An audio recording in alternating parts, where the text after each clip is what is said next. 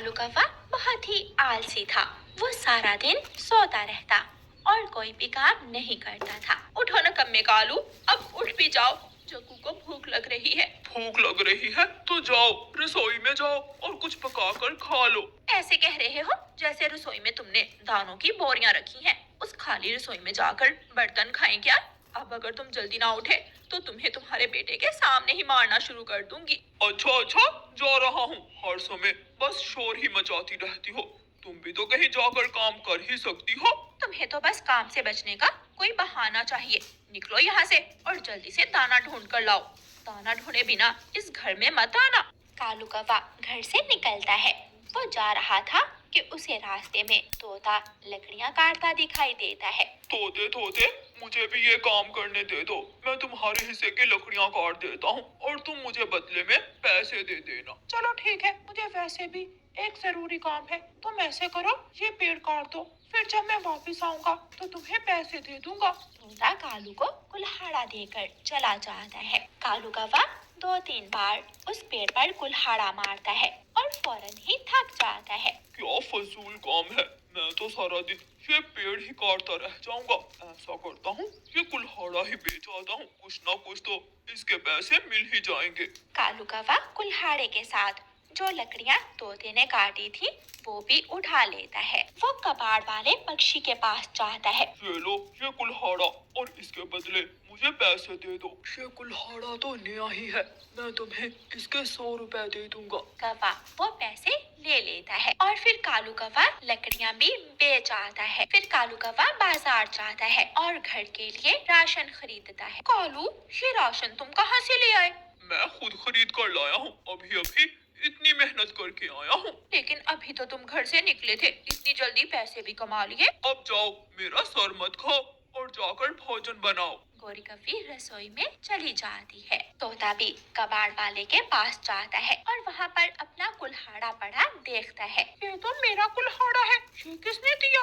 अभी थोड़ी देर पहले कालू कौवा मुझे ये बेच कर गया है। तोते को बहुत गुस्सा आता है और तोता गुस्से में कौवे के घर जाता है। काले कलोटे कौवे, तुझे शर्म ना आई?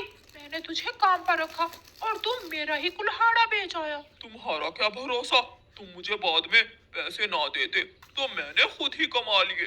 तोता कौवे से लड़कर वापस चला जाता है। हद होती है आलसीपन की। तुम्हारा बेटा क्या सीखेगा तुमसे? यही सब सीखेगा, मुफ्त में रोटियां खाना। अगले दिन कालू कौवा रानो चिड़िया के खेत में जाता है। रानो चिड़िया, मुझे काम पर रख लो। ठीक है कौवे भैया, आप ऐसा करें, इस खेत की सब्जियां तोड़कर टोकरी में डाल दें, मैं आपको थोड़ी सब्जियां दे दूंगी। कालू कौवा सब्जियां तोड़ता है और जब एक टोकरी पूरी भर जाती है तो उसे उठाकर भाग जाता है। थोड़ी देर बाद जब रानो चिड़िया आती है तो वो देखती है कि ना ही उसकी टोकरी वहाँ थी और ना ही वो कालू कौवा। रानो चिड़िया कालू कौवे के घर जाती है। कालू के बच्चे, तुम मेरी खेत की सब्जियां चुरा कर भाग आए। चिड़िया, तुमने खुद ही तो कहा था कि मैं तुम्हें बाद में सब्जियां दे दूंगी। वही काम मैंने खुद कर लिया। आलसी कौवे, तुमने आधी सब्जियां तोड़ ली और जो मेरे हिस्से में आई थी वो वैसे ही छोड़ कर आ गए। तुम जैसा नकम्मा पक्षी मैंने आज तक नहीं देखा। मेरे घर में आकर मुझे ही बातें सुना रही हो, निकलो यहाँ से। अगर तुम ऐसा ही करते रहे तो जंगल में कोई भी पक्षी तुम्हें काम नहीं देगा, फिर तुम भूखे मरोगे। मुझे ज्यादा भाषण देने की जरूरत नहीं है। रानो गुस्सा होकर अपने घर चली जाती है। 3-4 दिन तक तो रानो से चुराई हुई सब्जियां कालू के घर पक जाती हैं। लेकिन जब वो खत्म हो जाती हैं, तो गोरी फिर से कालू कौवे से दाना लाने के लिए लड़ती है। कालू कौवा घर से बाहर चला जाता है। वो सोचता है, रानो और तोते को तो पहले ही चूना लगा चुका हूँ। वो तो मुझे किसी सूरत भी अब काम नहीं देंगे। अब मुझे कबूतर के पास ही जाना पड़ेगा। फिर कालू कौवा कबूतर के पास चला जाता है। कबूतर कबूतर, मैं कई दिनों से कोई काम ढूंढ रहा हूँ। मुझे तुम किसी काम पर रख लो, मैं दिल लगा कर करूँगा काम। कालू, मैं तो सिर्फ बस चलाता हूँ। वैसे 2-3 दिनों तक मैं बस नहीं चला सकता। मुझे दूसरे जंगल जाना है किसी काम से। तुम ऐसे करो, तब तक मेरी जगह बस चला लो, मैं तुम्हें उन दिनों के पैसे दे दूंगा। फिर कालू कौवा कबूतर से बस की चाबियां लेता है और बस में पक्षियों को बिठाकर उनको उनकी बताई हुई जगह पर ले जाता है। एक दिन तोते की पत्नी हरियाली तोती अपने बेटे को लेकर अपनी माँ के घर जाने वाली थी। वो बस में बैठ जाती है। हरियाली बहन, कहाँ जाना है आपको?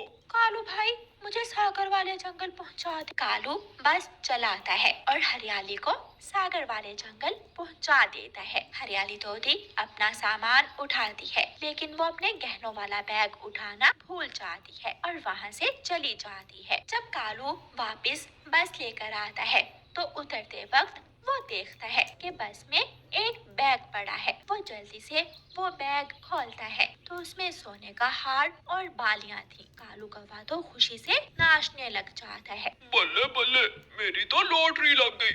ये सोना बेचकर मैं अमीर हो जाऊंगा, फिर कोई जरूरत नहीं पड़ेगी मुझे काम करने की। कालू कौवा वो बैग उठाकर अपने घर ले जाता है और फिर बस की चाबियां लेकर कबूतर के घर जाता है। कबूतर भी दूसरे जंगल से आ चुका था। कालू जोर से चाबियां कबूतर के सामने मारता है। ये ले भुट्टे कबूतर, अपनी खटारा बस की चाबियां। तेरी बस भी तेरी तरह बहुत जल्द ही चल बसेगी।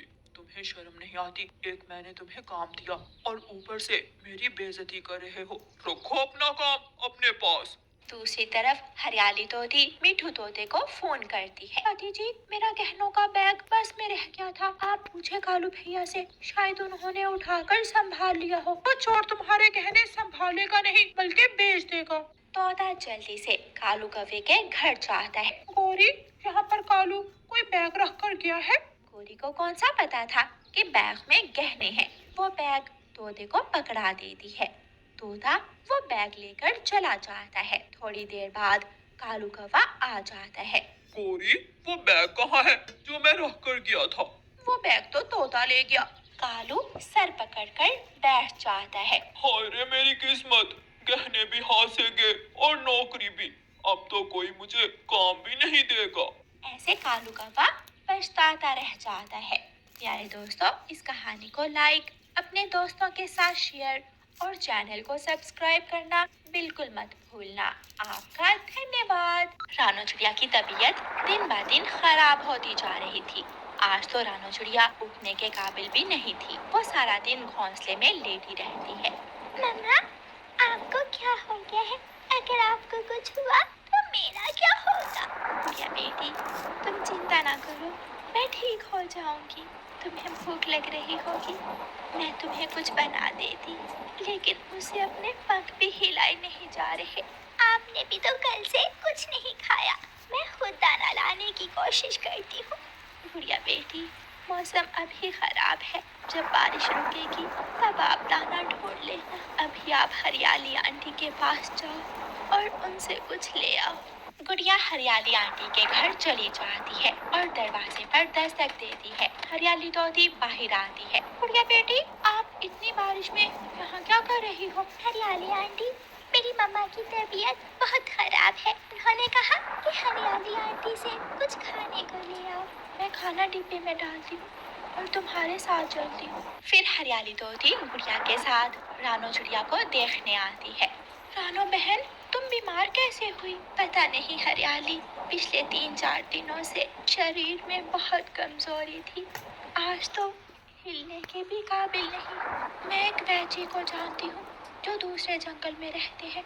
उनके पास जरूर कोई दवा होगी जिससे तुम ठीक हो जाओगी। मम्मा, मैं वैजी के पास जाकर आपकी दवा लाऊंगी। गुड़िया बेटी, आप अकेली जाओगी तो मुश्किल होगी। मैं भी कल आपके साथ जाऊंगी। फिर हरियाली तोती वापस चली जाती है। अगले दिन जब गुड़िया हरियाली तोती के घर जाती है तो हरियाली तोती घर में नहीं थी, सिर्फ छोटा मिठू था। छोटे मिठू, आंटी कहाँ है? गुड़िया, मेरे पापा का सुबह सुबह फोन आया था। उनका एक्सीडेंट हुआ है। मम्मा तो वहाँ गई है। मैंने बहुत जिद कि मुझे भी अपने पापा को देखना है। वो मुझे लेकर नहीं गई। मेरे पापा तो मेरे सारे नखरे उठाते हैं। मिठू, तुम्हारे पापा जल्दी ठीक हो जाएंगे। अगर अपने आप को घर में अकेला महसूस करो तो मेरे घर आ जाना। मैं दूसरे जंगल बैजी को ढूंढने जा रही हूँ। तुम ध्यान से जाना। गुड़िया दूसरे जंगल चली जाती है। वो रास्ते में पक्षियों से रास्ता पूछती है। गौरी आंटी, आपको पता है कि जो दूसरे जंगल में वैजी रहते हैं, उनका घर अभी कितना दूर है? तुम तो गलत रास्ते पर जा रही हो। वैजी का घर तो दूसरे वाले रास्ते पर पड़ता है। अगर इस रास्ते से जाओगी तो कभी वैजी का घर नहीं मिलेगा। शुक्रिया गौरी आंटी, मैं अभी दूसरे रास्ते पर जा। गुड़िया वहाँ से चली जाती है। गौरी, वैजी का घर तो इसी रास्ते पर पड़ता है। हाँ तो मैंने क्या ठेका उठा रखा है सबकी मदद करने का? जब जिसका दिल चाहा आकर मुझसे मदद मांगने लग जाता है। तुम्हारी झूठ बोलने वाली आदत जग्गू में भी आती जा रही है। और नकम्मेपन की आदत उसने तुमसे सीखी है। तुमसे तो बात करना ही बेकार है। तो मुझे भी कोई शौक नहीं है तुमसे बात करने का। गुड़िया रास्ते में जा रही होती है कि उसे लूसी कबूतरी मिलती है। आप तो रानू की बेटी हो। जी, वो मेरी मम्मा है।